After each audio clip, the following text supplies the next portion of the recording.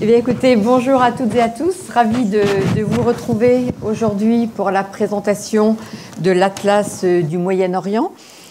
Atlas dont c'est la 3e édition. La première a été éditée en 2016, la seconde en 2019 et donc la dernière, 2023.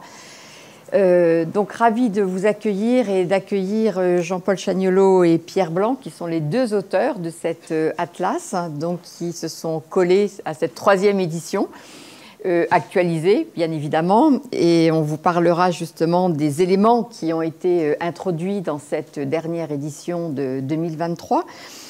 Alors évidemment, je ne peux que dire à quel point un atlas du Moyen-Orient est absolument indispensable et encore plus utile aujourd'hui lorsque l'on voit la tragique actualité qui nous a rattrapés, si je puis dire, et l'intérêt qu'il y a à se replonger dans cet atlas, à revenir à l'origine aussi de ce Moyen-Orient, de la formation de ce Moyen-Orient.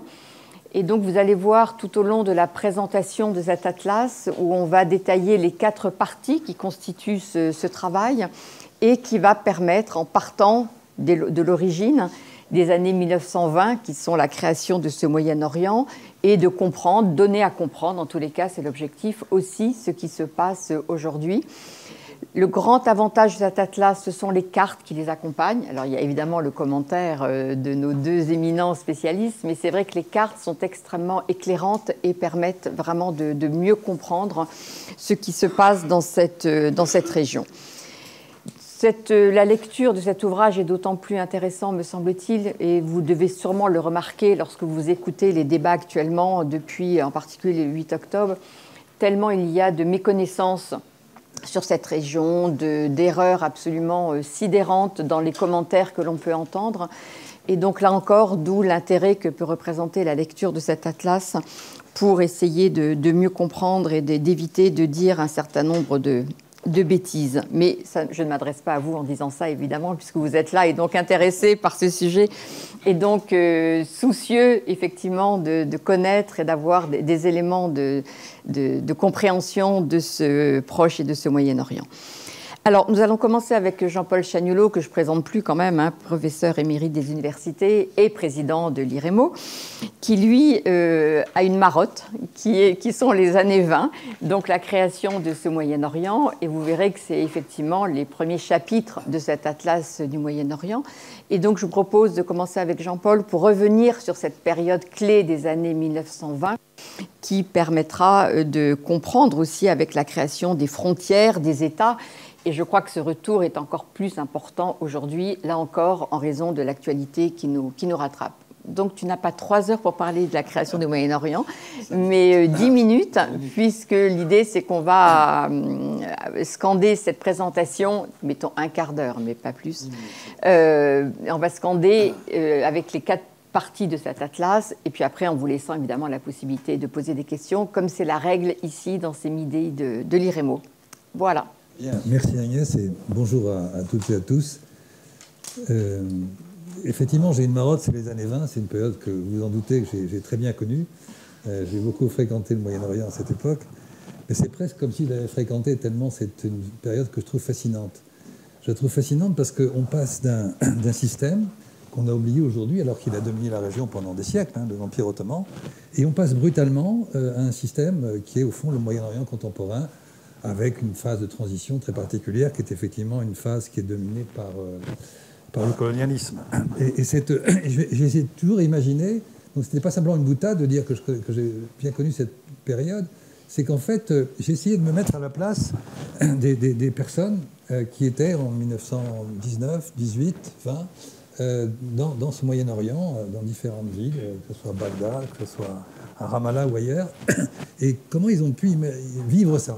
Et c'était quand même quelque chose d'absolument fou, puisqu'ils étaient dans un système qui est le système ottoman, donc un système impérial, dont le centre était Istanbul, Constantinople, et puis tout d'un coup, ils se retrouvent dans un monde complètement étranger. Et c'est quelque chose qui m'a toujours beaucoup fasciné. Avec en plus une question très compliquée, qu'on ne peut pas aborder ici, mais qui est la double question, à la fois de l'éruption des puissances impériales, c'est-à-dire les autres empires, la France et la Grande-Bretagne, face à l'Empire ottoman, d'une part, et d'autre part, disons, le sentiment national. Est-ce qu'il y avait un sentiment national dans ces différentes parties du monde, principalement, s'agissant ici, du monde arabe. Et c'est ça, cette complexité est inouïe en réalité. Je ne crois pas qu'il y ait beaucoup d'exemples dans l'histoire d'une rupture pareille, où on se sentait peut-être un peu ottoman ou un peu appartenant à telle ou telle famille ou tel clan à tel endroit. Et puis soudain, on se retrouve en quelque sorte sommé de vivre dans un cadre donné. Alors, pour essayer en 3 quarts d'heure, puisque tu m'as donné 3 quarts d'heure, je ferai une distinction assez simple au fond. C'est l'effondrement de l'Empire ottoman, donc en 1918, l'armistice de Mudros en octobre de 1918, et à partir de là, ce sont les 2 grandes puissances qui ont gagné la guerre, et quand on dit elles ont gagné la guerre, en réalité c'est la Grande-Bretagne qui a gagné la guerre là-bas, en Empire au Moyen-Orient, c'est eux qui ont mis des centaines de milliers d'hommes, la France en avait quelques milliers, hein. Il faut quand même se rappeler ça. Donc ces 2 grandes puissances vont se partager la région, et tout le monde connaît les accords Saïx-Picot. Ils vont partager la région, et ce partage, il affecte ce qu'on appellerait nous le Proche-Orient, c'est-à-dire les pays qui sont aujourd'hui, vous les connaissez, Israël, Palestine, l'Irak, la Jordanie, la Syrie, le Liban. Ça ne concerne pas l'Arabie, ça ne concerne pas la Turquie et pas davantage l'Égypte, sur lequel je reviendrai d'un mot dans le 3e quart d'heure. Donc, et cette construction, elle est... C'est-à-dire qu'en l'espace de, je disais quelques années, mais on pourrait dire quelques semaines, la France et la Grande-Bretagne vont décider les frontières. Alors il y a Saïx-Picot qui partage la région entre le nord pour la France et le sud de cette région pour la Grande-Bretagne. Et à l'intérieur de ce découpage, ils vont faire ce qu'ils veulent. Autrement dit, il y a une formule qu'on pourrait prendre, c'est ils vont se partager, les uns et les autres, les Français et les Britanniques, vont se partager la domination sur la région, et ensuite, chacun dans son secteur va exercer une domination sans partage. Ils vont faire ce qu'ils veulent. C'est ça cette idée. Et donc, si on prend le côté français, les Français, ils étaient supposés donc dominer toute la région dont les villes principales sont Damas, Beyrouth et un peu, en partie, la Turquie. Et finalement, c'est eux qui décident de ce que seront les États. Et en particulier, c'est eux qui créent le Liban sans qu'il y ait véritablement un accord des populations. Encore que le cas libanais est peut-être le seul cas où il y avait une certaine adéquation, parce que les Maronites avaient demandé un grand Liban par rapport au mont Liban où ils habitaient. Et là, ça s'est passé, disons, apparemment bien, puisqu'on a pensé qu'il pourrait y avoir un grand Liban sans voir les contradictions immédiates que la construction d'un grand Liban allait produire, c'est-à-dire là où il y avait une majorité maronite, elle va venir assez vite une minorité avec les sunnites, les chiites, et on voit le Liban contemporain. Et donc ce Liban contemporain et comment dirais-je, les difficultés structurelles qu'il doit assumer, même s'il y a une véritable libanité aujourd'hui, elles reviennent, elles sont là, nées en 1920. La Syrie est créée, alors elle est créée par la France au même moment, en 1920, et on crée la Syrie, cette fois-ci, contre la volonté de ceux qui habitaient cette région. Mais vraiment contre la volonté, au point qu'il y aura une révolte très importante en 1925, et une révolte qui sera réprimée par l'armée française de manière très violente. Damas sera bombardée en 1925. Donc c'est quelque chose de très, très dur, et ça laissera des traces énormes. Et la Syrie, la France a voulu la partager. Au départ, il y a un État d'Alep, un État de Damas, il y a Djebel Druze, il y a une autonomie des Alaouites. Bref, on essaie de jouer les minorités, enfin pas les minorités, les communautés, les unes par rapport aux autres. Et ça donne un pays qui, d'emblée, est aussi très fragilisé, avec une dimension qui est très particulière, c'est qu'il y a aussi des Kurdes en Syrie. Et dans le projet initial, la Syrie devait compter la ville de Mossoul et le vilayet de Mossoul, qui finalement sera donné aux Britanniques dans le cadre d'autres accords, et ce sera le vilayet de Mossoul ira sur l'Irak. Donc on a vraiment une construction d'État sans véritablement s'occuper, on le sait bien, de ce que souhaitaient les populations, à l'exception des Maronites, qui, à l'inverse, avaient tout de même cette demande. C'est le patriarche maronite qui demande à Clémenceau, et Clémenceau lui répond que oui, dans le cadre de ses relations très particulières avec la France, eh bien, on donnera satisfaction aux revendications territoriales qui voulaient, à partir du Mont-Liban, descendre vers la mer et prendre les terres. C'était un peu ça le schéma, quoi. Du côté, pour ce qui reste pour les Britanniques, alors pour les Britanniques, c'est la même chose, c'est-à-dire qu'ils ont un territoire qui va du golfe arabo-persique jusqu'à la Méditerranée, et qu'est-ce qu'ils vont faire? C'est leur décision, ils auraient pu faire ce qu'ils voulaient. ils ont eu une première préoccupation, c'était d'isoler la Palestine.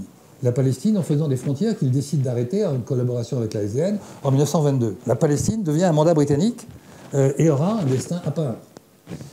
À cause de la déclaration Balfour et par conséquent de l'idée qu'il faut créer un foyer national juif en Palestine. Donc ça se fait à ce moment-là, entre 1917 et 1920. Le mandat britannique, c'est 1922. Et puis ensuite, le reste de ce territoire, donc qui va du Jourdain jusqu'au golfe arabo-persique, qu'est-ce que c'est? Eh bien là aussi, les Britanniques auraient pu faire un seul État. Ils ont décidé d'en faire deux, l'Irak et puis la Jordanie, ou plutôt la Transjordanie à l'époque, en mettant à la tête de ces deux pays les fils du shérif Hussein de la Mecque, c'est-à-dire Faisal pour l'Irak, et puis le roi Abdallah pour la Transjordanie. Et on a ainsi, comme ça, des États qui sont créés par des puissances extérieures. Et dans cette façon de faire, il me reste 3 minutes, c'est ça? Dans cette façon de faire, il y a donc, au fond, je reprends ma formule tout à l'heure, on va sommer des populations de vivre dans ce cadre-là. On va leur dire, voilà, vous êtes désormais syriens, vous êtes désormais irakiens, vous êtes désormais jordaniens, et c'est là où la question que j'évoquais brièvement tout à l'heure, la question du nationalisme est posée, c'est-à-dire que les gens qui sont, par exemple, si je prends l'Irak, eh bien, on les somme d'être irakiens, mais pour autant, ils ne le sont pas. Ou en tout cas, pas encore, et le seront-ils jamais? Parce qu'il y a des Kurdes au nord, dans le vilayet de Mossoul, il y a les sunnites, il y a les chiites du côté de Bassora, et tout ça ne fait pas une nation. Et après, bon, je n'ai pas le temps de développer ça dans le détail, mais il y a un très bon bouquin qui s'appelle L'Atlas du Moyen-Orient, qui raconte tout ça. Et puis on a fait aussi un bouquin qui s'appelle L'invention tragique du Moyen-Orient, dans lequel on développe beaucoup plus tout ça. Décidément, on arrive à faire un peu de pub, ce qui n'est pas notre fort. Bref, donc il y a cette idée que, une fois qu'on a créé ces États, au fond, il faut créer une nation. Je crois que c'est ça l'idée fondamentale. Comment créer une nation? Est-ce qu'on a créé une nation syrienne? Probablement. Est-ce qu'on a créé une nation libanaise? Jusqu'à un certain point, sans doute. Est-ce qu'on a créé une nation irakienne? Je n'en sais rien. Quant à la Palestine, qui est l'autre cas de figure, ben, pour la Palestine, c'est évident que le drame qu'on a installé à partir des années 20, eh bien, je ne vais pas faire de dessin, mais un siècle plus tard, on est toujours là. Le destin palestinien a complètement basculé dès lors qu'il y avait cette exception par rapport aux autres. On n'a pas eu tous ces États qui étaient sous mandat sont devenus donc indépendants, autonomes d'abord et indépendants, alors que pour la Palestine, il n'y a pas eu d'État, il y a eu tout ce que vous savez, c'est-à-dire l'immigration juive à partir des années 20 et surtout à partir des années 30. Donc voilà le schéma. Et donc au fond, tout ce qui se passe aujourd'hui, les problèmes qu'il y a en Irak aujourd'hui, les problèmes qu'il y a en Palestine, qu'il y a au Liban, eh bien ça nous renvoie à 1920 dans des conditions qui sont aussi tragiques, quoi, finalement. Alors l'exception... si je devais résumer tout ça, je dirais donc qu'on a des États qui sont à la recherche de leur nation, et puis on a par ailleurs des nations en construction qui vont être, je dirais, pendant des décennies, à la recherche de leur État, c'est-à-dire les Palestiniens, qui, dès ce moment-là, à partir des années 30, se cherchent un État. D'après mes informations, ils cherchent toujours. Et puis les Kurdes, dont on avait pensé à un moment donné qu'ils pourraient avoir un État, c'est prévu par le traité de Sèvres. Le traité de Sèvres est balayé par Mustafa Kemal. Et les Kurdes, aujourd'hui, sont dans une situation éclatée, divisée, déchirée, avec une exception peut-être, qui est les Kurdes d'Irak, qui ont réussi à avoir une autonomie dans les conditions que vous savez. Voilà le schéma. Et pour terminer, pour rester dans les temps, les Turcs, la Turquie aurait été aussi dans cette situation de dépeçage si le traité de Sèvres avait été mis en œuvre. Le traité de Sèvres, c'est 1920, août 1920. On avait prévu vraiment que les Italiens pourraient s'installer ici, les Grecs s'installer à Smyrne, les Français dans le sud de l'Anatolie, un État arménien était envisagé. Bref, il restait pour l'État turc dans le traité de Sèvres juste Ankara et sa région.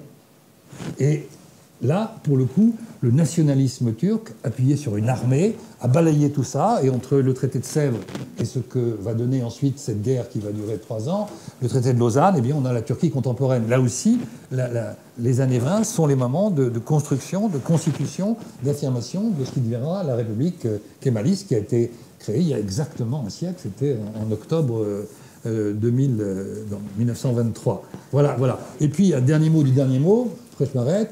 Il y a une dernière exception qui est intéressante. Autrement dit, des nations sans État, comme on dit souvent, des États sans nations qui construisent des nations, c'est la deuxième catégorie. Puis la troisième catégorie, c'est un entrepreneur politique qui réussit à construire une nation et un État-nation. C'est le cas de la Turquie.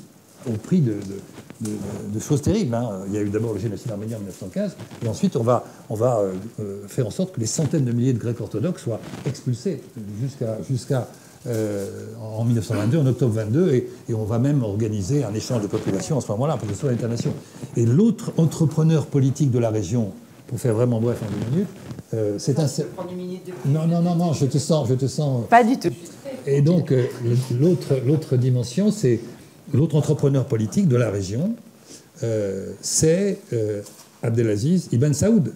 Alors là, c'est assez extraordinaire quand même, ce personnage qui vient de loin, parce que c'est toute la famille Ibn Saoud, ça nous ramène au XVIIIe siècle, mais il part de Riyad en 1902, qu'il conquiert en 1902, et il va construire une Arabie, il va mettre 30 ans pour le faire, il va construire une Arabie en bataillant par les armes, avec les Irwan, en allant le plus au nord possible, le plus au sud possible, le plus à l'ouest possible, et il sera bloqué par les Britanniques au sud, évidemment, puisqu'il y a tous les Émirats, il y a Aden et tout ça. Au nord, il sera également bloqué par les Britanniques, qui ne veulent pas qu'il aille trop loin, sinon ils auraient été très loin. Par exemple, Ibn Saoud voulait le port d'Aqaba, et les Britanniques ont dit non, Aqaba sera pour la Transjordanie, le seul port pour la Transjordanie. Et donc, cette Arabie, en 30 ans, va devenir l'Arabie saoudite. Et c'est intéressant, là aussi, on parle de Mustafa Kemal et de la République kémaliste au nord, et on a l'Arabie qui devient saoudite au sud. Autrement dit, là, on a, je dirais, une capacité endogène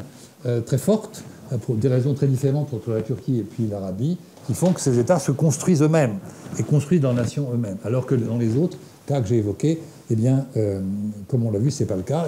Et on est dans un système où, finalement, on pourrait dire, pour reprendre un livre que j'ai importé, qui est de Jean Lacouture, Hassan Tueni et Gérard Khoury, le titre de ce bouquin, c'est « Un siècle pour rien ». Et quelque part, ce bouquin date de 2002. S'il était sorti en 2023, on garderait le titre. C'est « Un siècle pour rien », c'est-à-dire les grandes questions structurelles qui ont été mises en place par les contradictions multiples des années 20, eh bien, on les assume aujourd'hui, et dans l'actualité dont Agnès parlait, eh bien, il est évident que nous en sommes toujours là, un siècle pour rien, et malheureusement beaucoup de tragédies pour rien. Voilà, j'ai presque tenu le temps. Bravo. Voilà le temps. Bravo. Donc, après cette première présentation... J'ai oublié de dire, non, je ne sais pas. Des années 20, et en quoi ces années 20 sont absolument essentielles pour comprendre la situation de ce Proche et de ce Moyen-Orient, pour aboutir à ce siècle pour rien. Mais là, tu es allé un peu vite, parce que je voulais garder pour la conclusion ce siècle pour rien. Mais c'est pas grave. On trouvera une autre idée pour la conclusion. Nous allons maintenant continuer donc avec Pierre Blanc, qui est le deuxième auteur de cet atlas, qui est enseignant-chercheur en géopolitique à Sciences Po Bordeaux et à Bordeaux Sciences Agro, et qui est également le rédacteur en chef de la revue Confluence Méditerranée, qui est la revue de l'IREMO, j'en profite pour le signaler. Et donc Pierre, qui lui va dans cette deuxième partie de cette présentation, qui correspond au deuxième grand chapitre de l'Atlas, va nous parler, en fait, va aborder la question des dérives idéologiques et politiques. Et là encore, on voit bien que c'est un thème, évidemment, qui a une résonance particulière avec l'actualité, puisque l'on est dans un cadre, dans le conflit, en tous les cas, entre Israël et le Hamas, de ces deux idéologies, le sionisme et l'islamisme, qui aujourd'hui se font face avec la brutalité que l'on connaît. Donc Pierre, tu as 10 minutes, un quart d'heure également. Merci Agnès. Merci Jean-Paul de m'avoir permis d'avoir 10 minutes maintenant. Donc heureux de parler de ce sujet, de cet atlas, en dépit du sous-titre. Je pense que c'est important quand même, c'est Atlas du Moyen-Orient, mais le sous-titre c'est « Aux racines de la violence ». C'est-à-dire que dans les 4 parties de l'atlas, on a fait des choix de sorte à regarder quelles sont les racines de la violence. Voilà.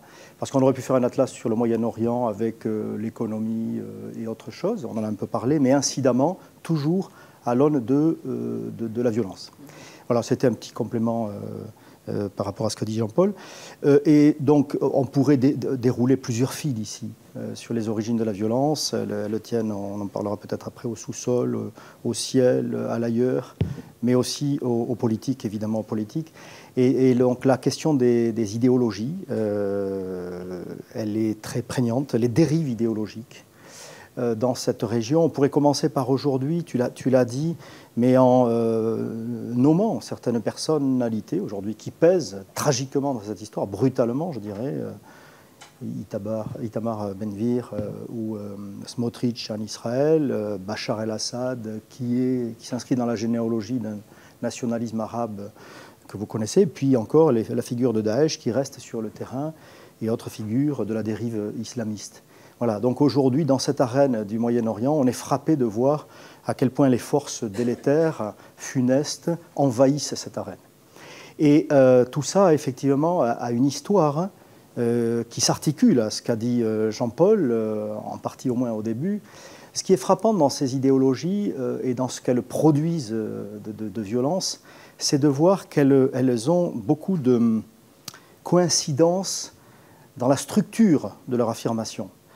Je ne veux pas les comparer, elles n'ont rien à voir en termes de doxa, mais en termes de structure historique, elles ont à peu près toutes les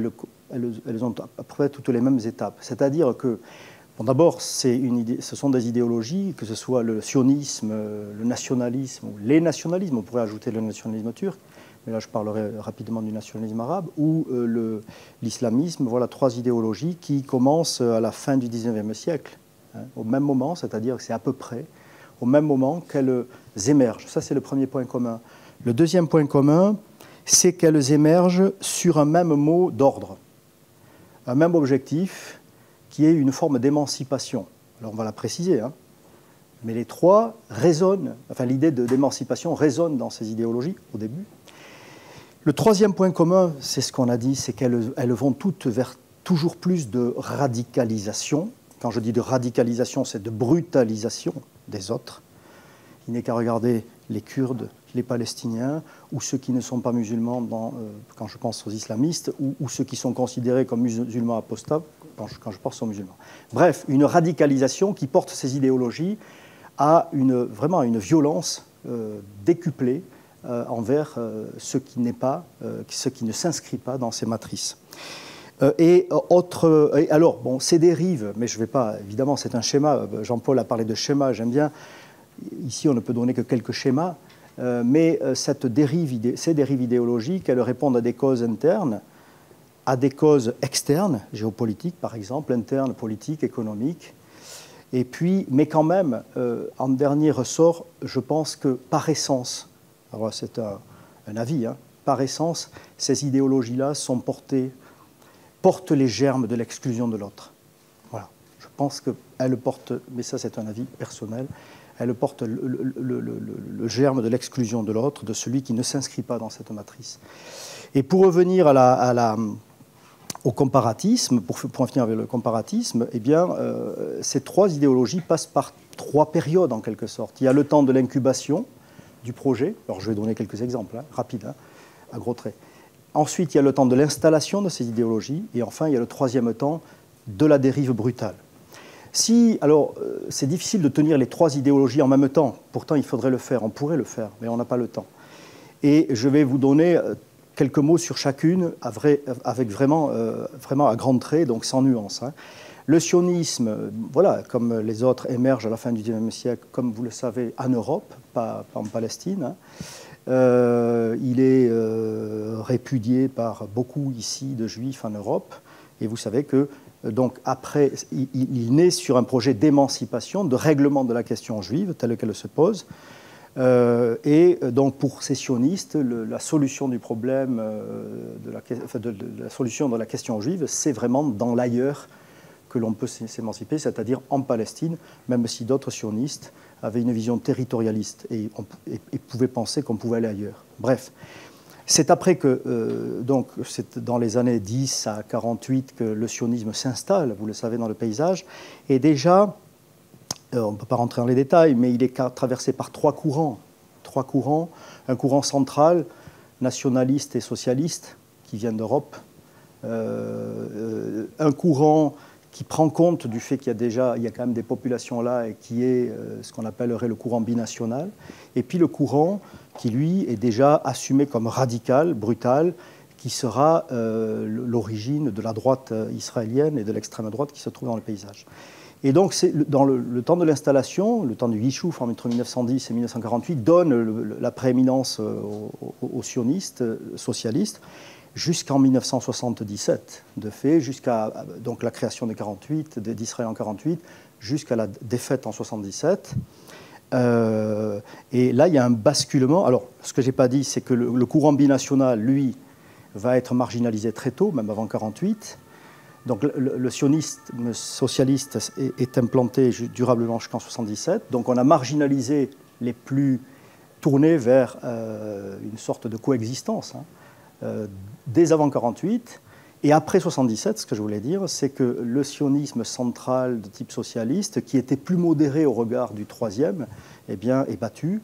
Et c'est donc la consécration d'un sionisme de droite, beaucoup plus intransigeant sur le plan territorial. Il s'inscrit dans la lignée du parti révisionniste créé par Jabotinsky, qui avait été créé au moment de la création des frontières, puisque les révisionnistes considéraient que la Palestine devait aller au-delà du Jourdain. Donc Jabotinsky était pour le grand Israël. Eh bien, ce sont ces épigones qui sont consacrés après 1978. Et ils croisent les sionistes, un courant qui était très marginal. Ils croisent le courant du sionisme religieux, dont les figures de Ben-Gvir aujourd'hui sont l'incarnation, pour des raisons sur lesquelles je n'ai pas le temps de revenir ici. Mais la guerre de 67, la guerre des 6 jours, qui a permis l'accès au lieu saint, Hébron, le mur des lamentations, a donné une force nouvelle à ces sionistes religieux, qui vont, avec le Likoud, prendre le pouvoir durablement, même s'il y aura des parenthèses qui vont permettre les accords d'Oslo en 93, même s'il y aura un retour des sionistes socialistes en 99, il n'en demeure pas moins que depuis cette période, on a prééminence de ce sionisme de droite, mais qui est maintenant débordé par ce sionisme religieux de plus en plus radicalisé. Voilà, alors là, il y a... je ne peux pas entrer dans le détail des causes internes et externes, mais il y a des chocs politiques internes et des chocs géopolitiques externes. Si on prend, combien me reste-t-il ? 5 minutes. 10 minutes. Donc voilà, 3 périodes, j'espère que c'est clair, le temps de l'émancipation, l'installation, la radicalisation. Eh bien, pour le nationalisme arabe, on pourrait parler de nationalisme turc, mais on ne peut pas tout dire. Le nationalisme arabe, il emprunte aussi ces 3 séquences le même mot d'ordre, l'émancipation. Ça renvoie à ce que disait Jean-Paul sur les Ottomans, la présence des Ottomans. Dans ce contexte ottoman, eh bien, on le sait, va émerger chez certains intellectuels cette idée que on est dominé par les autres, en tout cas que la culture arabe a été amoindrie durablement depuis des siècles et qu'il est nécessaire de la réhabiliter.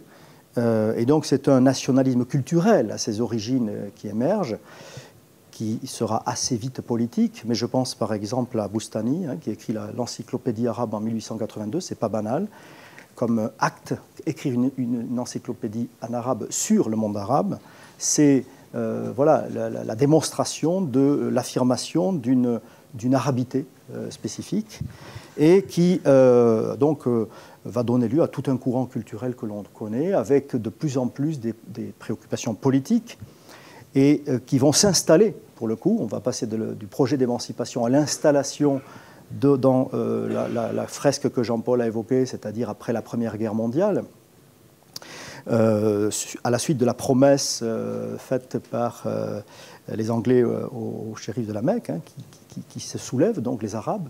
Là, les nationalistes vont s'installer dans le paysage, mais de façon très contrainte, puisque de façon sous tutelle, en quelque sorte, des mandats britanniques et français pour ce qui est du Levant, et puis en Égypte, sous tutelle de l'Angleterre. Donc c'est un nationalisme contraint qui s'installe dans toute cette région, qui dénonce cette tutelle, et en même temps qui va faire avec cette tutelle.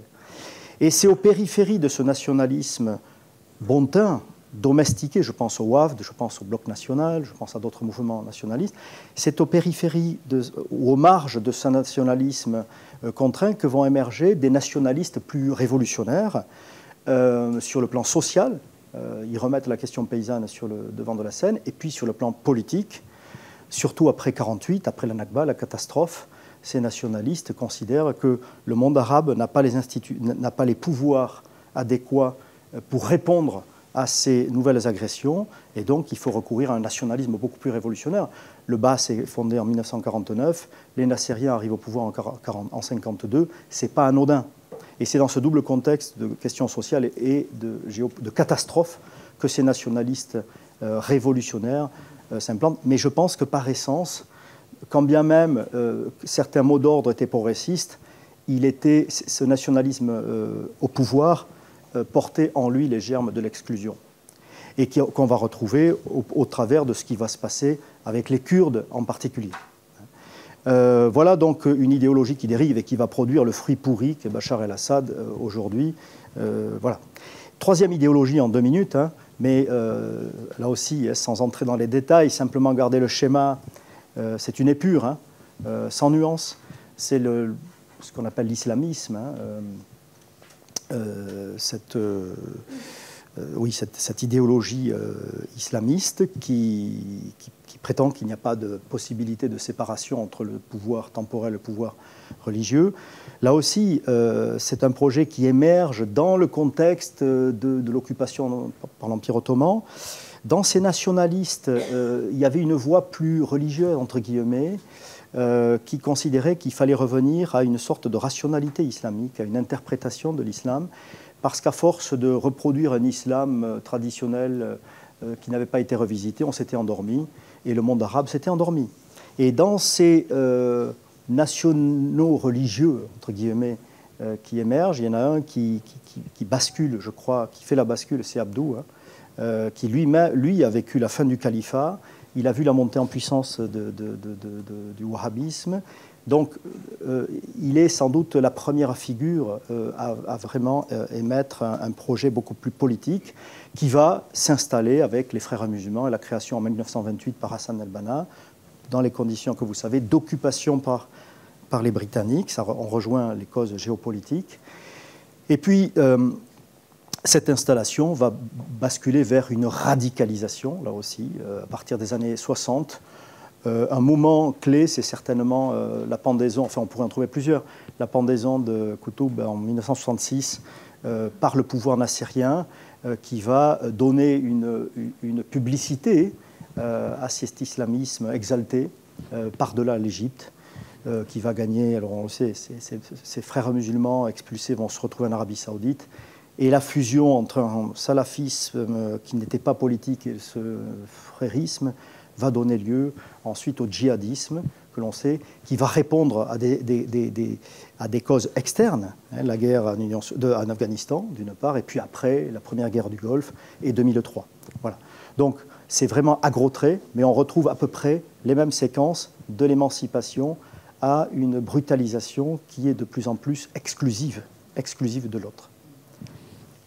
Merci beaucoup Pierre, parce qu'en peu de temps, tu as réussi quand même à donner des éléments de compréhension. Donc c'est à tous les deux, vous avez fait un tour de force là déjà. On peut arrêter, absolument. Non, je voudrais quand même qu'on continue la réflexion et qu'on continue la réflexion à partir aussi des points qui sont explicités dans cet atlas.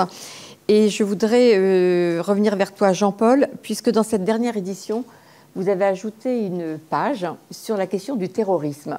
Et la question que je me posais quand même, c'est que le terrorisme existait déjà dans les années précédentes, donc lorsque vous avez fait les premières éditions, et il n'y avait pas d'entrée particulière sur la question du terrorisme. Or, là, dans cette dernière édition, vous avez intégré cela.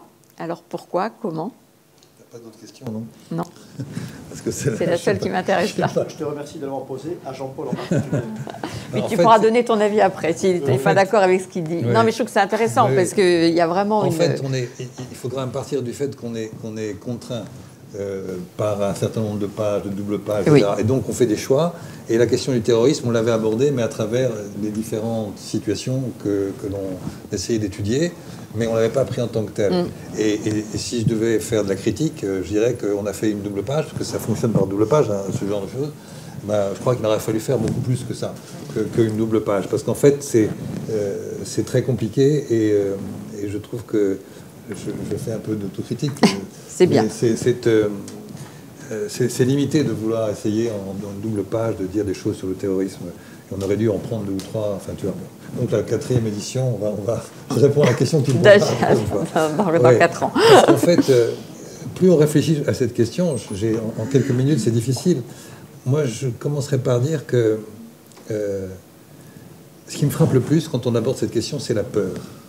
C'est-à-dire que la peur est dans les sociétés où elles sont concernées, et ensuite, à partir de cette peur, je prends le cas de la France, mais on pourrait prendre d'autres cas, il y a une espèce d'inflation normative, c'est-à-dire qu'on publie beaucoup de textes, et on fait beaucoup de déclarations, et on arrive à des situations où finalement on ne maîtrise pas le phénomène dans sa complexité.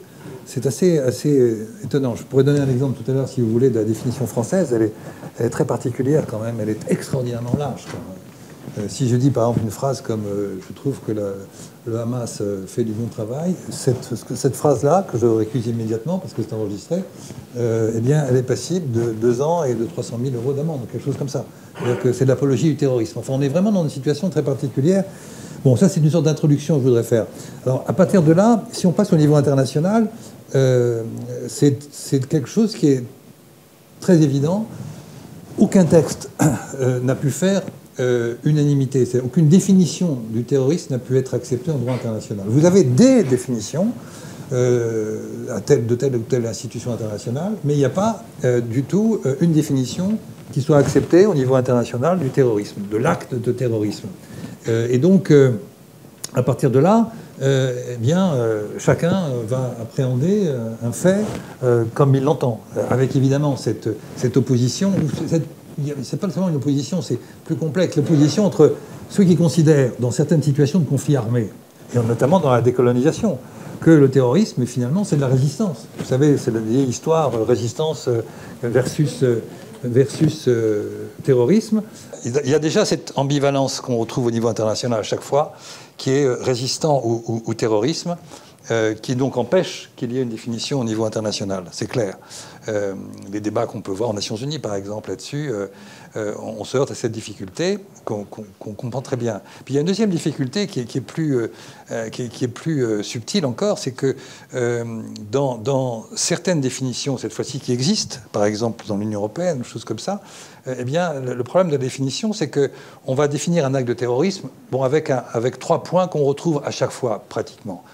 C'est-à-dire une organisation ou un individu qui va attaquer des innocents, des civils innocents.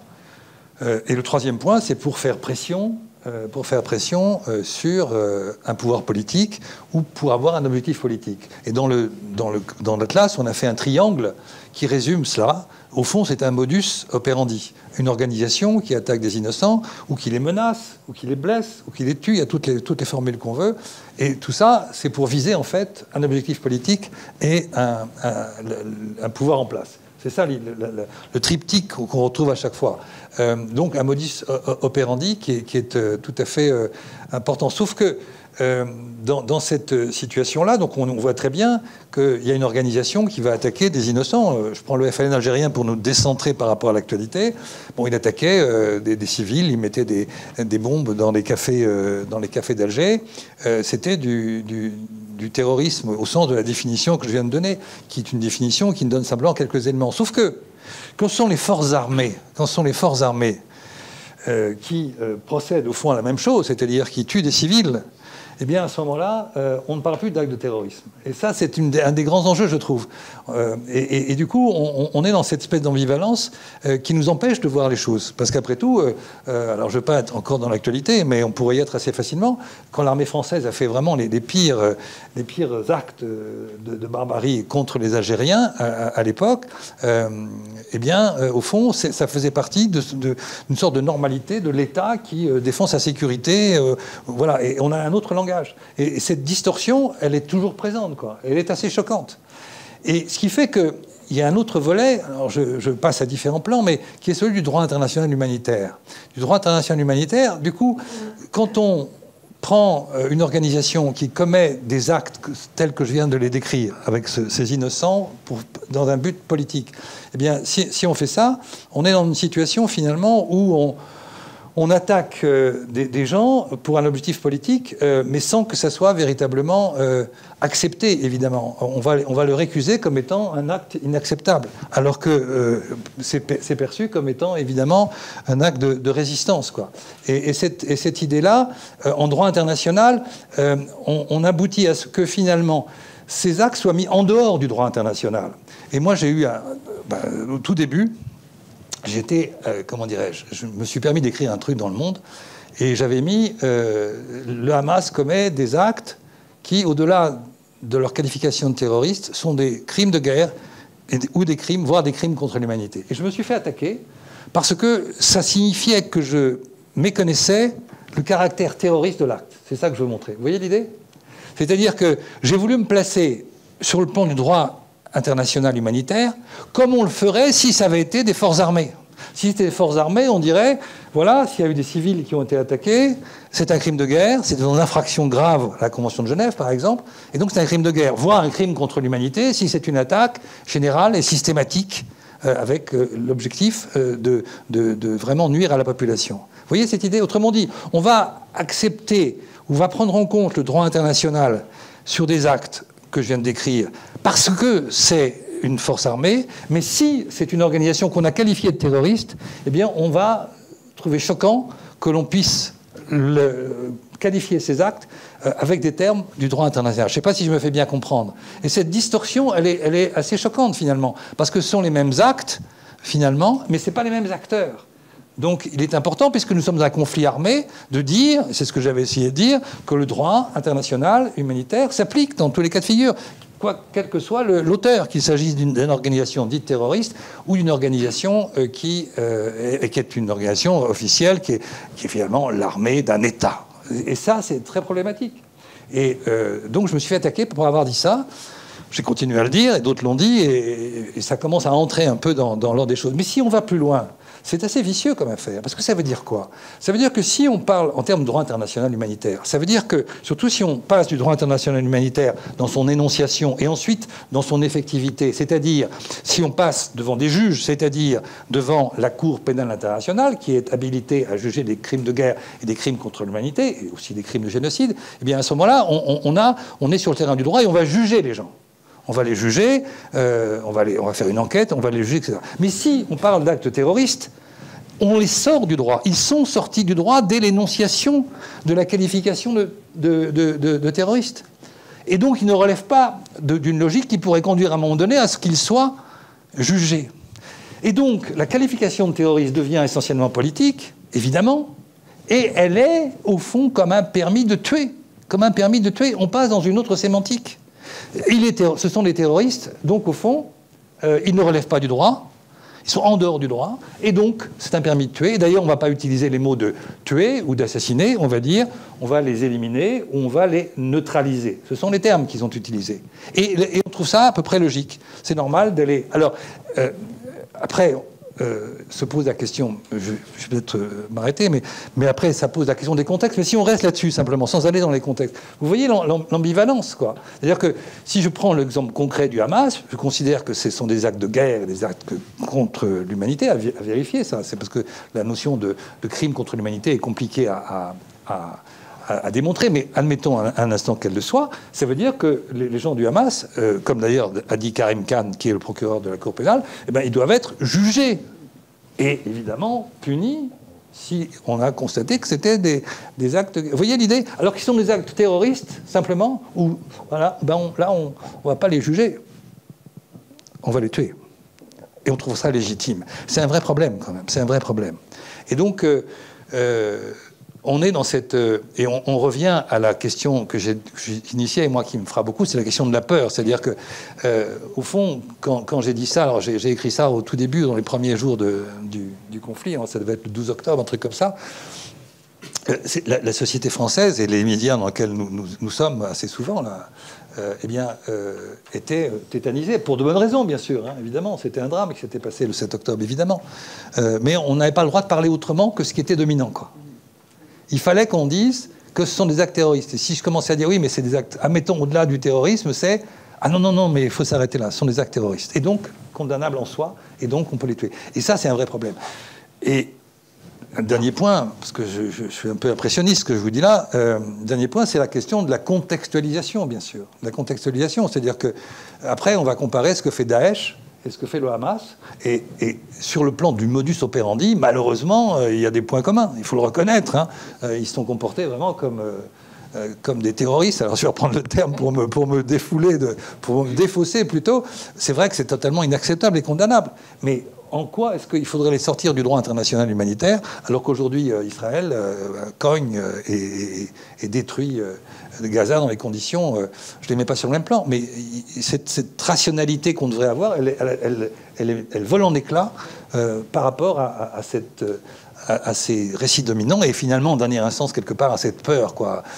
Voilà. Et moi, j'ai assisté à des débats, et Agnès encore davantage, où on avait un mal fou à se frayer un passage en dehors de ce récit dominant qui consistait à dire le droit international, ça ne concerne pas le Hamas, ce sont des terroristes. Et c'est un mot qui, au fond, je termine là-dessus, parce qu'il faudrait passer 1 heure dessus pour pouvoir vraiment... 2 heures ou 4 heures, enfin bref, c'est un truc très compliqué, donc je suis très impressionniste là. Mais au fond, quand on dit terroriste, ça n'a qu'un sens, finalement, fondamentalement. Au-delà de ce triptyque qui, lui, de la rationalité, parce qu'on isole l'organisation, l'innocent et puis le pouvoir, mais ça a un sens fondamental, c'est la disqualification. On qualifie pour disqualifier. Et quand on a disqualifié, ça permet ensuite tout. Une sémantique nouvelle, et évidemment, le droit de tuer. C'est un permis de tuer, finalement, quelque part. Quand nous, en France, en France, dans les années 54-62, on tuait les terroristes. On tuait les terroristes, et donc voilà, ça paraissait légitime, quoi. Hein. Et dès qu'on dit que quelqu'un de terroriste, on peut la sémantique est terrible. Le général Ossares, je ne sais pas si vous vous souvenez de ce livre qui est sorti au début des années 2000, qui était le bonhomme qui était le maître des basses œuvres du pouvoir, qui assassinait les uns et les autres. Larbi Ben Mili, par exemple, un des grands leaders algériens, a été pendu dans une grange par Ossares, c'est lui qui le raconte, quoi, sur ordre non dit ou non écrit de sa hiérarchie.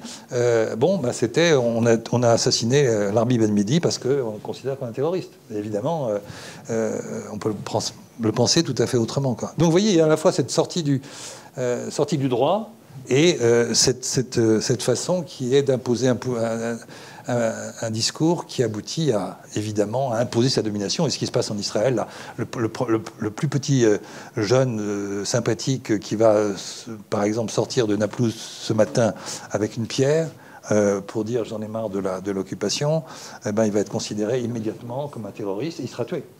Hein, je ne sais pas ce qui s'est passé ce matin, mais mon exemple, malheureusement, c'est tous les jours, quoi. Et ça, c'est quelque chose de choquant parce que ça brouille complètement l'intelligence, finalement. Et c'est sans doute pour ça que c'est utilisé, parce que ça permet justement de brouiller les cartes, les choses. Et voilà, assez de manière un peu impressionniste, pardonnez-moi, mais parce que c'est un sujet très compliqué, quoi. Voilà. Le fait qu'il y ait une double page dans l'Atlas sur la question du terrorisme, mais qui devrait être largement plus détaillée pour donner à comprendre justement toute la complexité. On a eu tort d'en mettre qu'une seule. Mais c'est quand même dans l'Atlas, donc c'est quand même très, très important. Pierre, tu veux ajouter quelque chose là-dessus ou je passe directement à la dernière question de la présentation? Il a dit l'essentiel. Il nous a sorti de la brouille. Oui, en mettant un peu quand même. Voilà. Oui, quoi. Non. Alors moi, je voudrais avec Pierre maintenant, parce que quand même tu es géographe et spécialiste des questions des ressources naturelles, dans la poursuite de la discussion justement sur les origines de la violence, hein, parce que c'est le sous-titre, comme tu l'as rappelé, de cet atlas, et bien parler aussi des ressources naturelles, parce qu'on sait que là, c'est un sujet qui est extrêmement important. Et comme vous le savez, en ce moment se tient la COP28, et donc avec tout un tas de questions qui se posent et qui ont une incidence sur les pays de la région, je voudrais que tu abordes cette partie, qui est la troisième partie de l'Atlas, et qui est une partie importante d'ailleurs de l'Atlas, de s'interroger sur la question des ressources naturelles et de la violence aussi, du manque de ressources dans certains pays, et de l'abondance de ressources dans d'autres pays de la région. Et donc là, j'ai combien de temps? Parce que 10 minutes. Max. Parce que je veux qu'on laisse du temps à la discussion. Oui, bien sûr. Là aussi, ça va être très schématique. Et puis, ça va être, comme tu le dis très justement, c'est toujours sous l'angle de la violence. Il ne s'agit pas de décrire dans l'Atlas qui a des ressources, qui n'en a pas. C'est intéressant, mais ce n'est pas ce qui nous intéresse, c'est en quoi tout ça est facteur de violence. Effectivement, le Moyen-Orient a quand même, de ce point de vue, une spécificité, en tout cas en comparant, moi j'aime bien le comparatisme international, je crois que c'est la seule région qui combine à ce point à la fois une abondance qui pose problème et une rareté qui peut en poser. Je ne vois pas d'équivalent. Et donc je fais allusion là, bien sûr, à l'abondance du sous-sol en gaz, en pétrole. Le Moyen-Orient, pour des raisons tectoniques, est riche de ses ressources.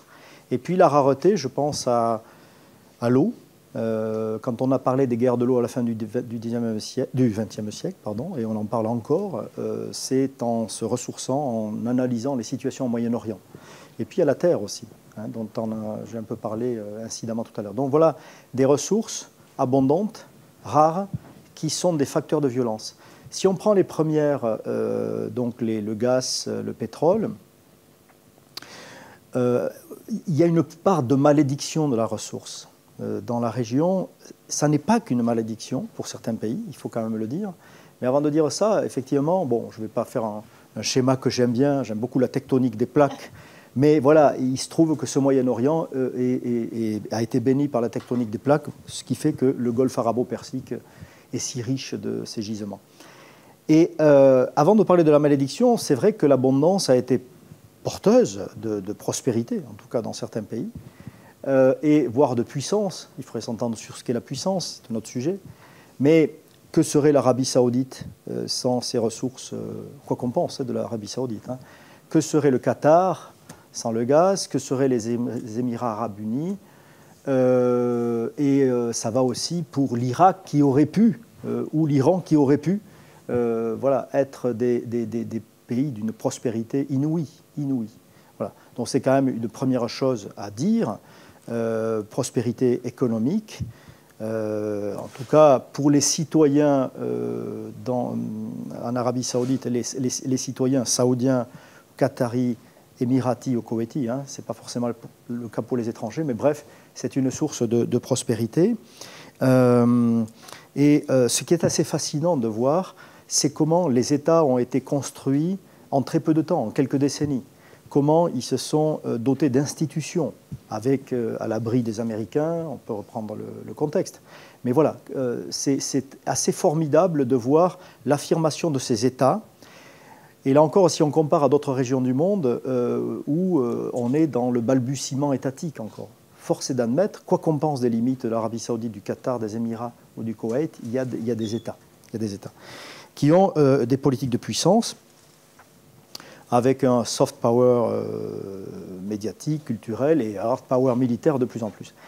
Sur le plan, la malédiction, je reviens surtout à la violence, c'est ça qui nous importe, c'est effectivement, on peut s'interroger, enfin il y a des travaux d'économie politique qui s'interrogent sur le lien entre l'autoritarisme et la rente. Ces économies où le gaz et le pétrole coulent à flot, sont des sociétés rentières, ne sont pas des sociétés productives basées sur l'agriculture et l'industrie.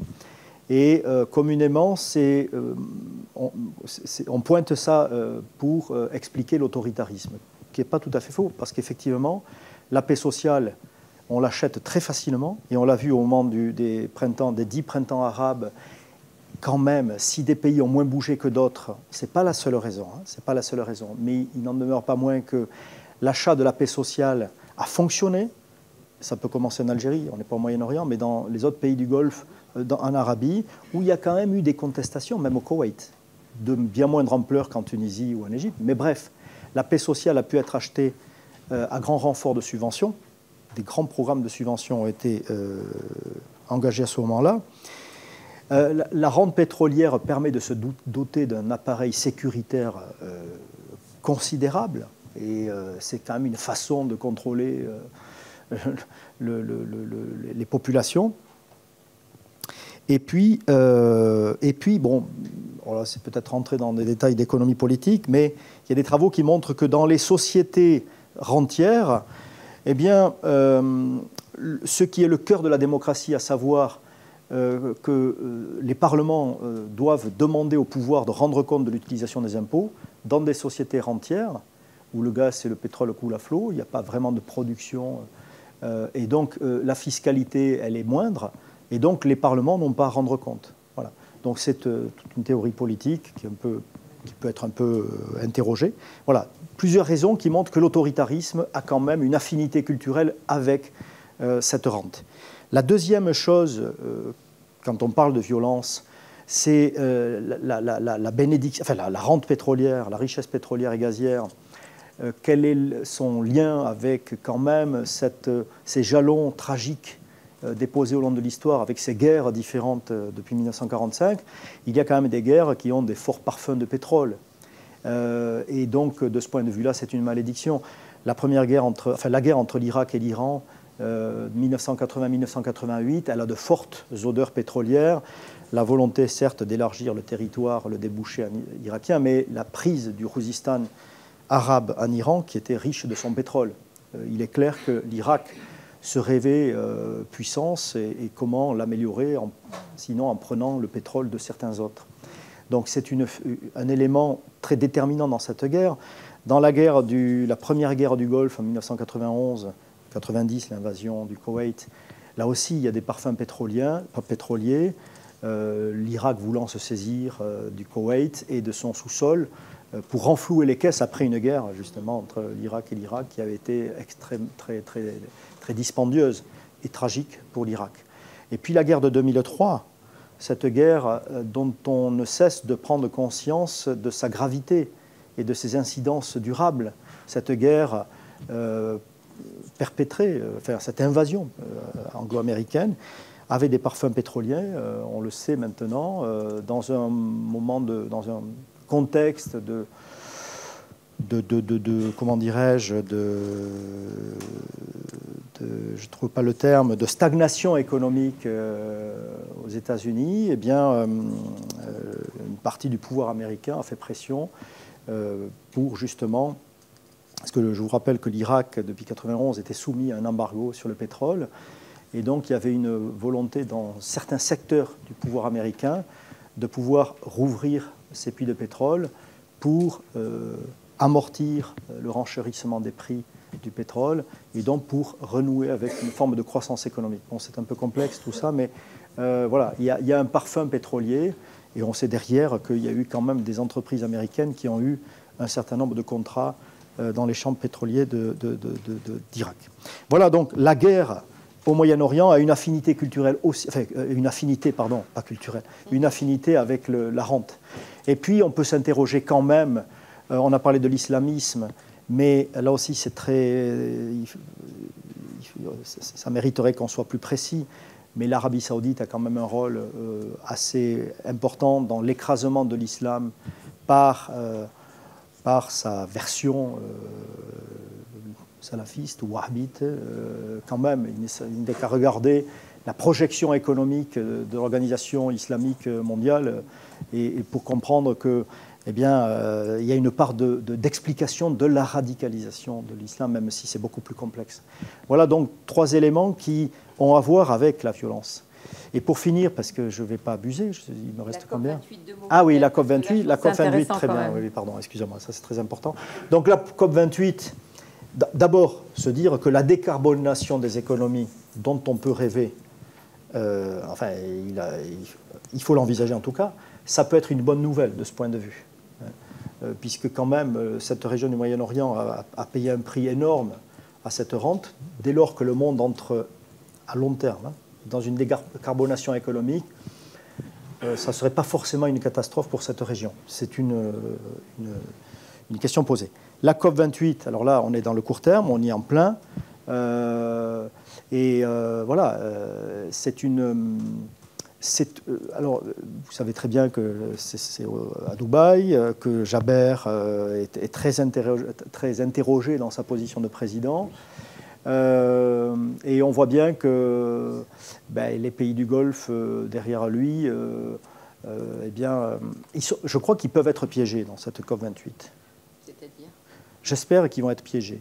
C'est-à-dire, non, parce que effectivement, ça paraît complètement, pardonnez-moi l'expression, enfin, pas crétin, mais énorme d'organiser une COP28 dans un pays qui est basé sur l'économie fossile, que d'organiser ça. Mais dans un moment où on sait qu'il faut accélérer sur la sortie des énergies fossiles, je crois que paradoxalement, ça peut être un lieu, je suis peut-être naïf, hein, parce que là, ils sont exposés. Ils sont exposés au monde, au jugement du monde. Donc, paradoxalement, je me dis que ça peut être un chemin. Je ne suis pas du tout sûr de moi, hein, je n'ai pas d'informations. Parce qu'aujourd'hui, ça va être au cœur, c'est déjà au cœur, j'entends, des débats, des engagements sur la sortie des énergies fossiles. Parce que jusqu'à maintenant, il n'y a eu aucun engagement. Aucun engagement. Voilà. Donc, c'est à suivre. C'est à suivre. Mais Jabert et d'autres disent non, la solution, on est pour la transition, on est pour améliorer le climat, évidemment, mais la solution, elle est dans la séquestration des gaz à effet de serre de la production de pétrole et de gaz. Voilà, c'est le débat. Sauf que les technologies n'existent pas vraiment aujourd'hui. Ah oui. Et donc, ils sont sous pression. On va voir ce que ça va donner. Peut-être que dans 10 jours, si on se retrouve, vous allez me dire que j'ai raconté n'importe quoi. C'est simplement une hypothèse, c'est tout, rien de plus. Alors, pardon d'avoir oublié la COP28, mais il y aurait beaucoup de choses à dire. Et les autres ressources en 2 minutes, 3 minutes, 4 minutes 2 minutes. Alors, 2 minutes. Dépassé. 2 minutes, je respecte. Parce que Jean-Paul, lui, n'a pas respecté. Non. Les deux, là. Non, Agnès, elle nous... On a quand même réussi à faire un bouquin ensemble. Agnès, non, mais Agnès nous tient. Non, mais on va profiter des questions. 2 minutes. Ça, juste même pas 2 minutes. Les autres ressources rares, c'est la terre, mais ça sera allusif. On en parle. Mais c'est vrai que c'est la région du monde où les terres arables cultivables par habitant sont les plus faibles. Ça n'est pas anodin en termes de sécurité alimentaire. Et non seulement elles sont rares, ces terres, mais en plus elles ont été historiquement mal distribuées. Il y avait une inégalité foncière très forte au Moyen-Orient, particulièrement dans la région du croissant fertile, parce dans l'Arabie qui devenait saoudite, c'était du nomadisme, il n'y avait pas de terres agricoles. Mais dans le Levant, les terres étaient très inégalement réparties, et en Égypte. Et ça a fait que cette inégalité d'accès à la terre, pour la masse des paysans, à l'inverse d'une oligarchie foncière qui avait le pouvoir économique, eh bien, ça a donné lieu à la grande question sociale du XXe siècle. Et quand je parlais du nationalisme arabe, il s'est greffé sur cette question sociale. Quand je parlais du nationalisme révolutionnaire, eh bien, il a souvent eu une dimension agrarienne. Si on reprend le Baas, les Nassériens, voilà, je n'ai pas le temps de revenir là-dessus.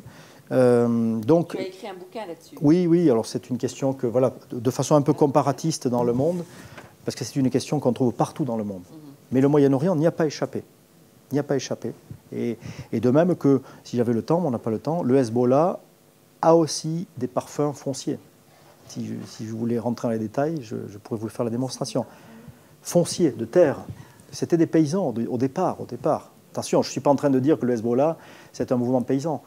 Il s'inscrit dans une généalogie paysanne qui affrontait la question sociale de la terre. Bon, j'arrête là-dessus. Même sur la question de Palestine, on pourrait reprendre le chemin, l'analyse du conflit entre les sionistes avant 1948 et la Palestine à l'aune de la question de la terre. Bon, bref.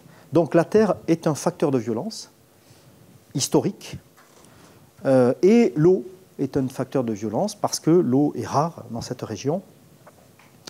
Et c'est vraiment, en 1 minute, on a aujourd'hui des consécrations d'hydro-hégémonie dans la région. Je pense à la Turquie, je pense à Israël, je pense à l'Égypte dans une moindre mesure parce que son pouvoir est contesté par l'Éthiopie. Mais on a des situations d'hydro-hégémonie, c'est-à-dire d'unilatéralisme extractif au détriment des autres, qui fait que cet unilatéralisme hydropolitique pose déjà des problèmes, mais va poser de plus en plus de problèmes aux pays qui partagent ce même espace hydrographique, qui soient en aval ou en amont.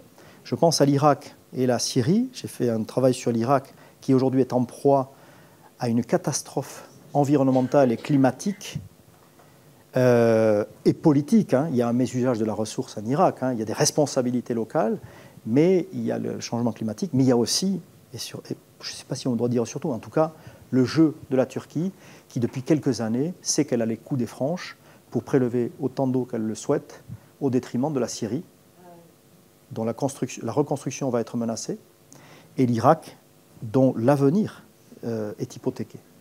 Et de même, Israël, Israël qui sur le dos, par exemple, rien qu'avec les Palestiniens, qui prélève 80% de l'eau des Palestiniens en Cisjordanie, c'est-à-dire c'est une eau de Palestine. Voilà. Donc, et ce ne sont pas des questions du passé comme la Terre, encore que la Terre, il y a encore des répliques de la question, mais l'eau, c'est la question qui monte dans la région et qui va faire des victimes plus discrètes, mais des victimes certainement. Voilà. Merci beaucoup, Pierre. Eh bien, écoutez, on va maintenant passer aux questions tout de suite, parce que sinon, vous n'aurez pas le temps de vous exprimer. Donc, on va, oui. Allez-y, monsieur. On va en prendre 2 ou 3. Oui. Donc, on attend le micro. Voilà, allez-y. Non, c'est bon, allez-y. J'aurai 3 douzaines de questions, mais je vais me limiter à 3. Je regarde votre page 57, la fièvre gazière. Je crois qu'il faudrait taper sur les doigts de la cartographe ou de la correctrice. Il y a marqué absolument partout, il reste entre 15 et 18 milliards de mètres carrés à exploiter. Il y a marqué partout milliards de mètres carrés. Je crois que ça devrait être mètres cubes. Et j'en arrive à ma première question. Le rapport entre l'opération de destruction de Gaza et le gaz au large de Gaza. Il y a toute une histoire. Ça a commencé avant la prise de pouvoir de l'horrible Hamas. Et moi, l'hypothèse que je fais, c'est que les Israéliens ne veulent pas que le Hamas fasse ce que le Hezbollah a menacé de faire avec les futures plateformes gazières au large du Liban, de balancer des missiles si le Liban ne touchait pas suffisamment de royalties. Alors, d'après ce que je sais, le Hamas, les Gazaouis ont été complètement exclus des soi-disant accords pétroliers entre British Gas, qui n'est qu'une variante de British Petroleum, et les Tel Aviviens. Première question. Deuxième question, quand vous parlez du sionisme et que vous l'associez à émancipation, j'ai beaucoup de doutes. J'ai lu, et pas seulement lu, mais traduit en français et édité, le protocole du premier congrès sioniste. Je vous recommande la lecture du discours de Max Nordau, le copain de Theodor Herzl, qui lui faisait la vie à Paris, tandis que Herzl la faisait à Vienne, et qui explique à ses frères assemblés. Il dit, c'est très simple les mecs, les Juifs sont en train d'être émancipés dans toute l'Europe. Ils vont obtenir les pleins droits partout. Les ghettos ont déjà disparu dans des pays comme la France, ils vont disparaître partout où il y en a encore. Ça, c'est un risque énorme pour les Juifs. Parce que les Juifs, une fois sortis du ghetto, risquent de ne plus être Juifs. Donc, il faut reconstruire notre ghetto ailleurs. Si on ne peut plus le faire en Europe, allons le faire ailleurs. L'Argentine, c'est loin. Le bon truc pour mobiliser les masses de pouilleux barbus de l'Est profond, de la Pologne, l'Empire russe, c'est de leur agiter la Terre Sainte, la Terre Promise, etc. Bon. Donc, ça me semble contraire à toute idée d'émancipation, la proposition de reconstruire un ghetto. Dernière question. Est-ce que ce qu'on a appelé les terroristes, les djihadistes, etc., les gens qui ont proclamé un État islamique, est-ce que ça n'est pas finalement un résultat logique d'un double échec. Celui des nationalismes arabes et de leurs variantes sous-nationales. Parce que, bon, les bassistes, il y a les bassistes irakiens et les bassistes syriens. Donc, on se pose toujours la question, est-ce qu'ils sont avant tout arabes ou est-ce qu'ils sont avant tout irakiens, syriens, libanais, etc.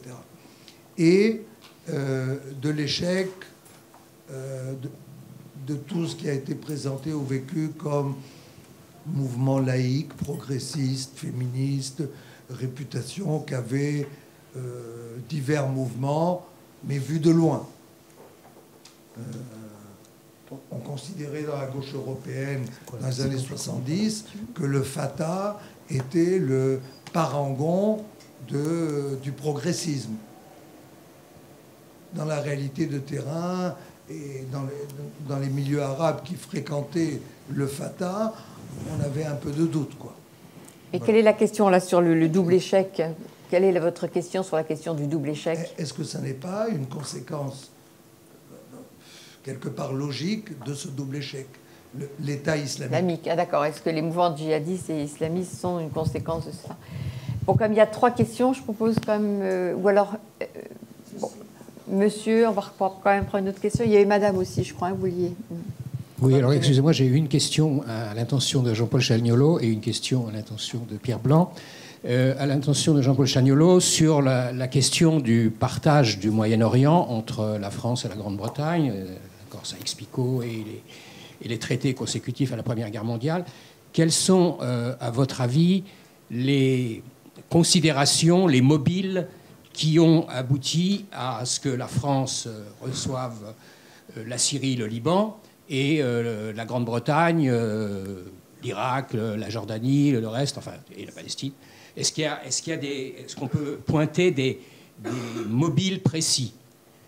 Et ma question à l'intention de Pierre Blanc, qui recoupe un peu la question précédente, c'est dans la montée de l'islamisme, des idéologies islamistes et des mouvements islamistes au cours de 2 dernières décennies, disons, quelle est la part, bien sûr, de la défaite des mouvements nationalistes socialisants du monde arabe et aussi, à mon avis, c'est pas négligeable, de la chute de l'URSS.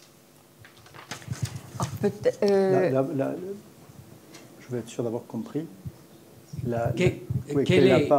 Dans l'explication de la montée des mouvements islamistes et des idéologies islamistes au cours des 20 dernières années, peut-être plus, quelle est la part bien sûr, de la défaite des mouvements progressistes, entre guillemets, nationalistes, socialisants, entre guillemets, du monde arabe, et quelle est aussi la part du croulement de l'URSS communiste, du bloc communiste. Ok.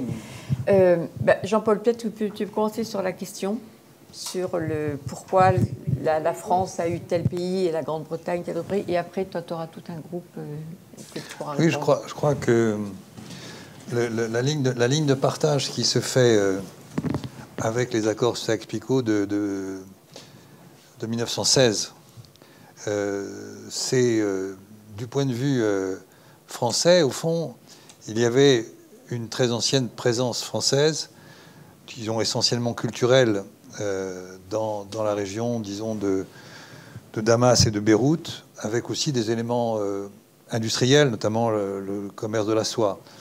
Et il y a donc toute une tradition française qui est articulée là et qui est vraiment, notamment avec la langue française, enfin, il y a vraiment quelque chose, qui a une implantation française qui remonte assez loin, sans parler d'un certain nombre de moments très importants, comme par exemple 1860, où la France vient en aide aux Maronites.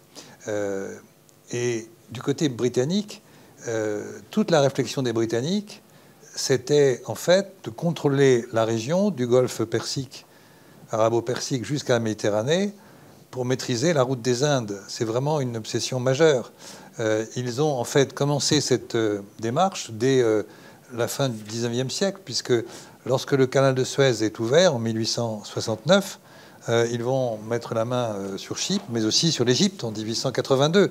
Et on voit bien, et sans parler de tout le pourtour de l'Arabie, enfin entre Aden et puis tous les Émirats, où dès le début du 19e siècle, il y avait des traités dits inégaux qui faisaient que la Grande-Bretagne contrôlait toute cette zone et qui nous emmène à la route des Indes.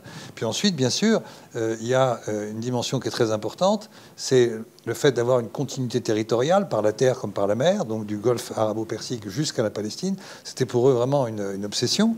Et enfin, évidemment, il y a l'idée qu'ils ont, dès 1917, fait cette promesse au mouvement sioniste, la fameuse déclaration Balfour, et par conséquent, à partir de là, il fallait qu'ils tiennent la Palestine. Et en deux mots, dans les accords Sykes-Picot, il faut le rappeler, de 1916, la Palestine reste, ou plutôt serait devenue une zone internationalisée, ni anglaise, ni française, ou les deux peut-être, en tout cas internationalisée.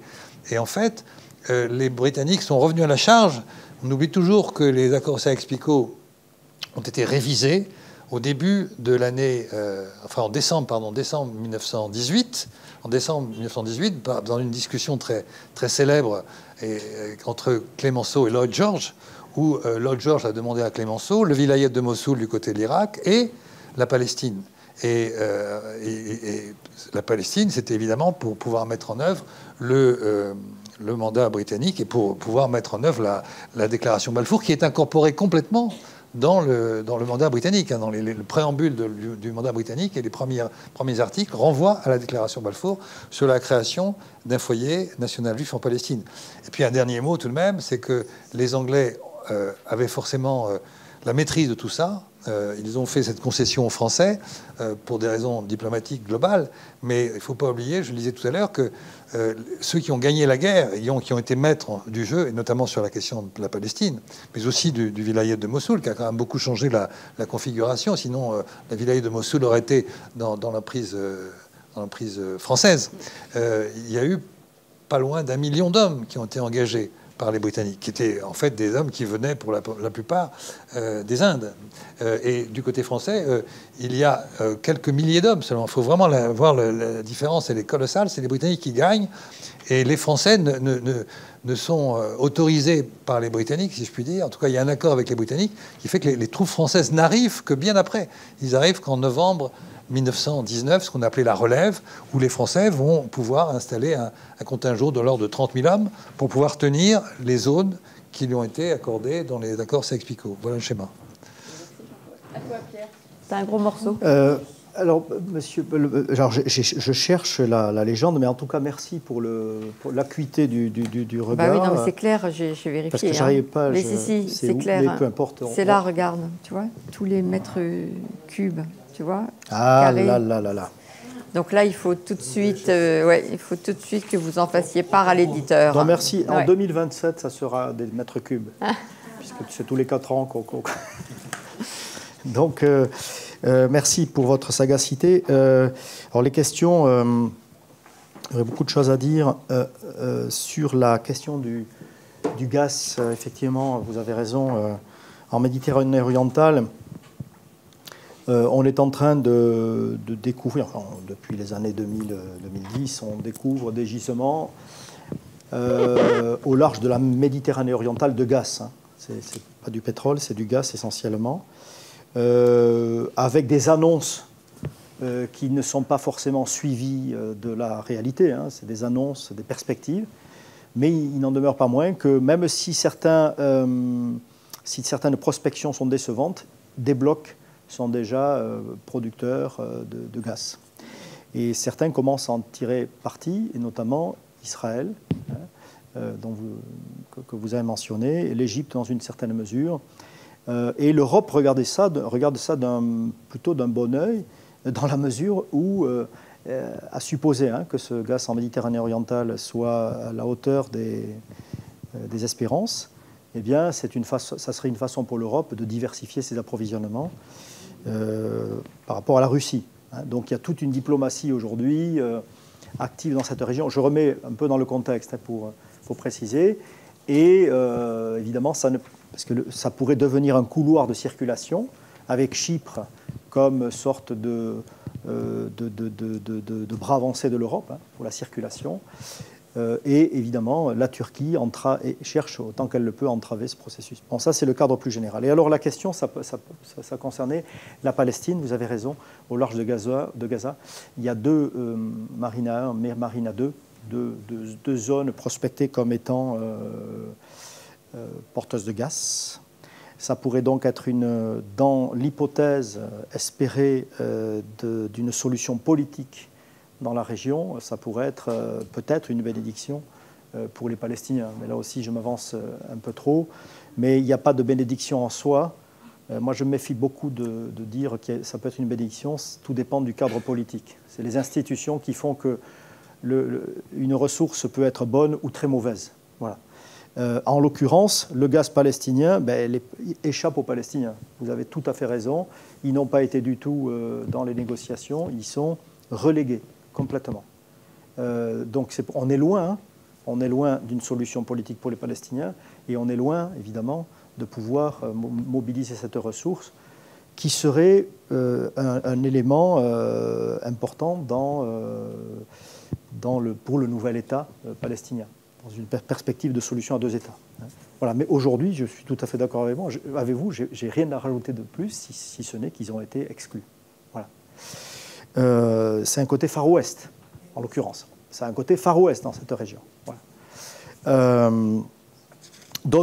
Il y a eu d'autres accords de limitation frontalière, effectivement, entre Israël et le Liban, mais avec un rapport de force différent. Bon, c'est une autre histoire.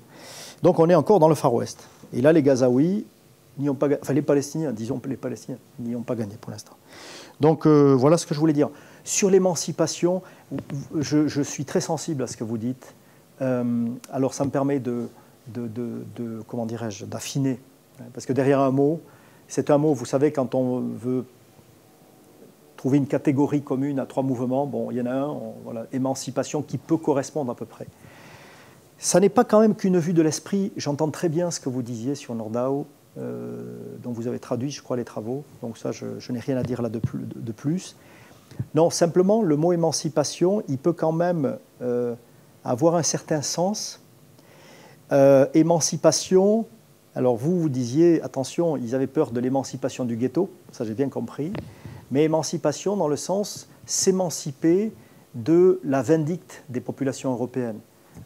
Le premier livre, 1881, après l'assassinat du tsar de Russie, le fondateur des Amants de Sion, écrit un livre, ça s'appelle Émancipation. Voilà. C'est par rapport à la matrice européenne que je pense le terme émancipation peut avoir sa légitimité, c'est tout. Et d'ailleurs, c'était un sujet qui balayait. Alors certains voyaient l'émancipation par... c'était les Lumières juives, c'est-à-dire on va s'émanciper en se déghettoisant, en accédant à la science profane, aux langues des autres. C'était une forme d'émancipation par l'horizontalité. On va rentrer dans les autres sociétés. Donc c'était eux, des gens qui posaient aussi la question de l'émancipation. Et jusqu'au fondateur des Amants de Sion, jusqu'à Herzl, c'était une volonté de se défaire, de se départir, de se protéger de ce pouvoir, de ces risques de pogrom. Voilà. Donc c'est en ce sens-là, je crois que le mot émancipation peut encore avoir sa raison d'être. Voilà. Avec toutes les réserves que je rejoins. Alors je ne sais plus après. Ah oui, je ne voudrais pas éviter les questions, mais il y avait une question, oui, sur le mouvement nationaliste. La dialectique nationaliste islamiste, évidemment, elle est très forte, mais je pense qu'on est tous à peu près convaincus de ça. L'islamisme a été catalysé par l'échec du nationalisme, mais plus que cela, la brutalité d'un certain nationalisme a aussi, dans un rapport dialectique, catalysé l'islamisme. Je parlais de Qutb, la pendaison, etc. Donc je ne reviens pas là-dessus. Et évidemment, la montée en puissance d'un islamisme qui plus est brutalisant, de type violent, c'est un sous-produit de l'échec du nationalisme. Il y a une dialectique entre les deux, sur laquelle je ne reviendrai pas. Mais plus largement, il y avait une question ensuite avec l'URSS, que je n'ai pas perdu de vue, donc qui allait dans ce sens-là, c'est-à-dire que, ok, l'islamisme s'épanouit et se radicalise dans un contexte de promesses non tenues du nationalisme, voire plus que cela, dans un contexte d'échec du nationalisme sur le plan géopolitique. Ils n'ont pas libéré la Palestine, et surtout, et aussi, ils ont confisqué l'économie, et dans une certaine mesure, ils ont confisqué la dignité à beaucoup. C'est dans ce contexte-là que l'islamisme aussi s'épanouit, même s'il y a des jeux de puissance externes, l'Arabie Saoudite et autres, je passe dessus. Alors la question, c'était l'URSS. Est-ce que l'épanouissement de l'islamisme dans son versant politique et dans son versant militaire, terroriste, est-ce que c'est lié qu'à l'échec du nationalisme? Est-ce que l'URSS, on a pris la mesure de son incidence là-dessus, ou la fin de l'URSS là-dessus? C'est difficile de répondre, mais je vais tenter quand même d'y répondre. En quoi l'effondrement de l'URSS pourrait avoir facilité, hein, c'est ça, l'affirmation de l'islamisme? Je pense qu'on peut noter quand même, plus que des coïncidences, des causalités. C'est-à-dire que la guerre en Afghanistan n'a pas été neutre dans la survenue dans l'affirmation radicale de l'islamisme.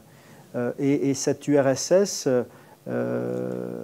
alors ce n'est pas la fin de l'URSS qui produit le djihadisme, mais il y a quand même déjà un premier lien qui s'opère entre l'URSS et l'affirmation islamiste ou la radicalisation islamiste.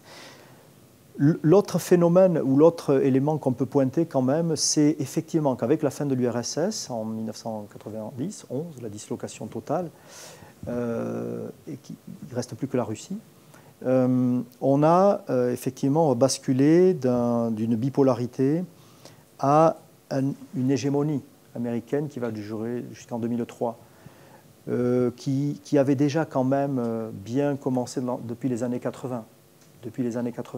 Enfin, l'URSS est quand même en crise très fortement dans les années 80. Très fortement dans les années 80. Et du coup, à partir de ce moment-là, les idées néolibérales américaines vont gagner le Moyen-Orient comme l'ensemble de la planète.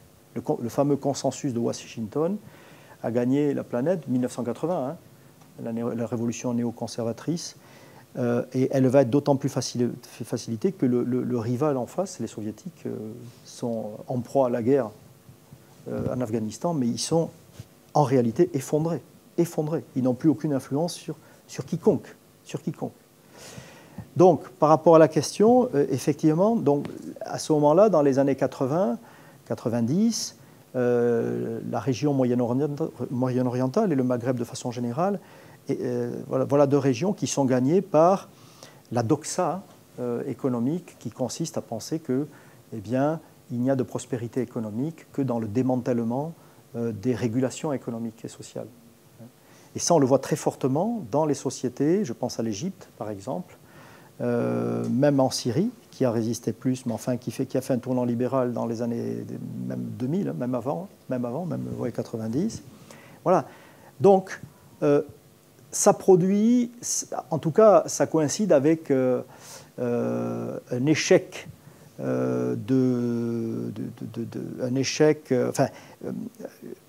une décrue des classes moyennes, dans cette région,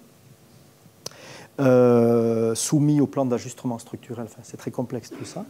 Et du coup, cette paupérisation constatée est peut-être une part d'explication, certainement, une part d'explication au succès de cette option politique sur la table qu'est l'islamisme, en l'absence d'autres options, puisque toutes les autres options ont été balayées. Donc, je ne sais pas si je me fais comprendre, mais c'est une hypothèse, hein, je n'affirme rien.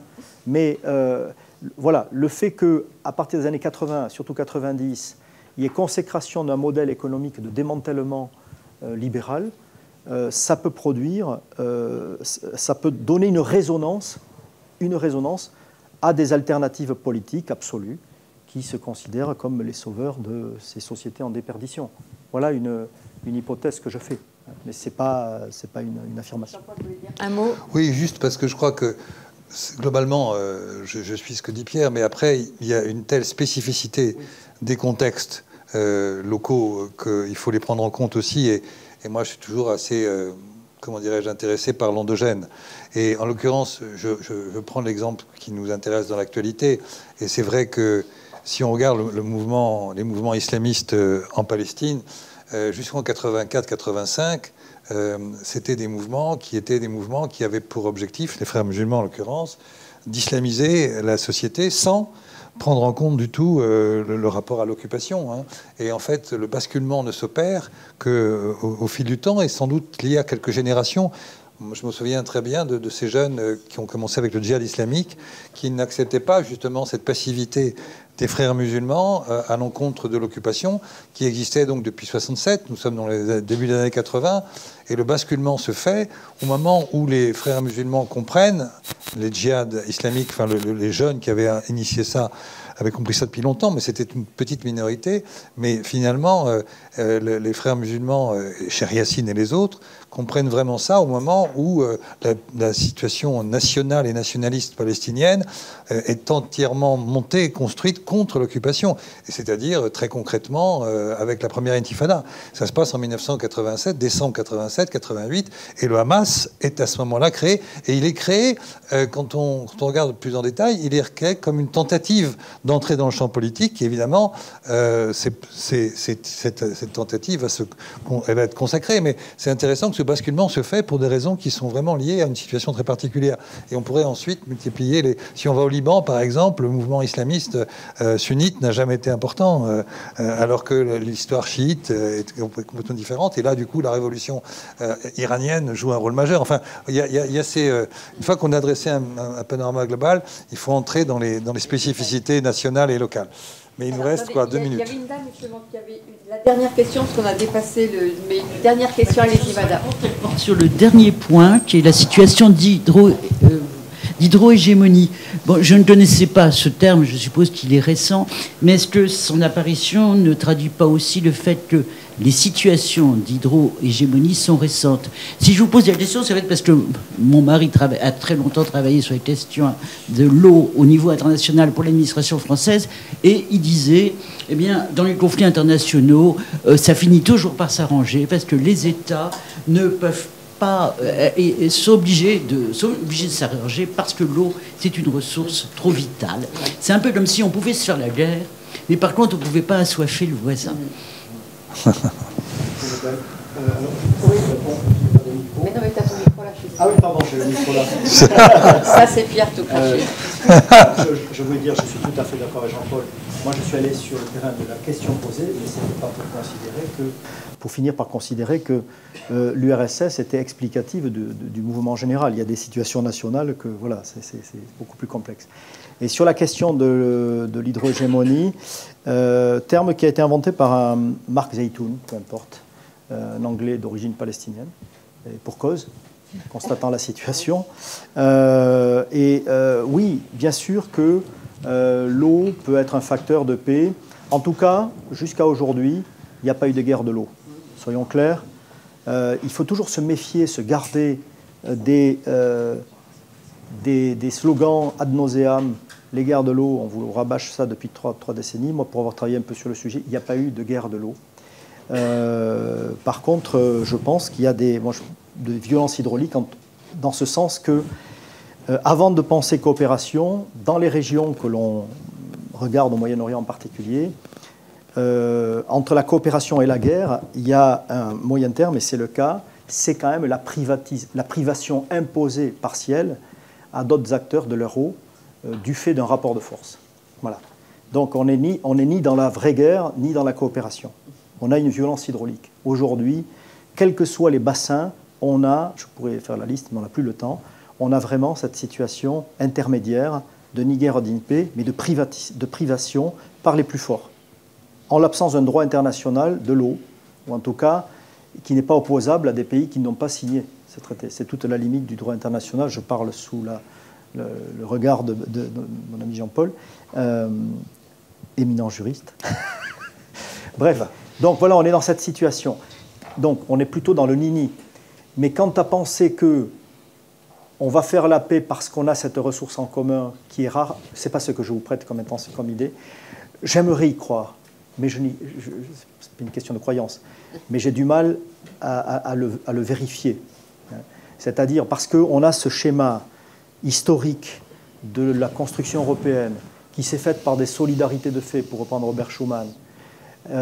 Mais la paix se fait par des solidarités de fait, mais parce qu'il y avait une volonté politique de construire des solidarités de fait, des interdépendances politiques. Là, il n'y en a aucune.